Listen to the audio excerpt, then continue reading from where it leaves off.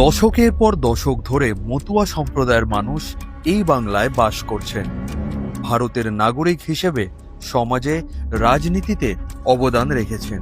সেই মতুয়াদেরই বৈধ পরিচয়পত্র থাকা সত্ত্বেও বাংলাদেশি তকমা দিয়ে অত্যাচার করা হচ্ছে বিজেপি শাসিত রাজ্যে। আজ সেই মানুষদেরই বলা হচ্ছে নাগরিকত্বের প্রমাণ দাও।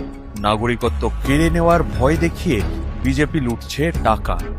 নাগরিকত্ব প্রদানে সহায়তা ক্যাম্প বসিয়ে ঠাকুরনগরে চলছে দেদার টাকার আদায়। মতুয়া পরিচয়পত্র প্রদানের পাশাপাশি চলছে হিন্দু পরিচয়পত্র প্রদানের কাজও। সারা বাংলা জুড়ে সিএএ সহায়তা কেন্দ্র নামে এরকম প্রায় 700টি অবৈধ ক্যাম্প চালু করার কথা আছে বিজেপির। নাগরিকত্ব আমাদের জন্মগত অধিকার, তার মূল্য নির্ধারণ করার কোনো অধিকার বিজেপির নেই।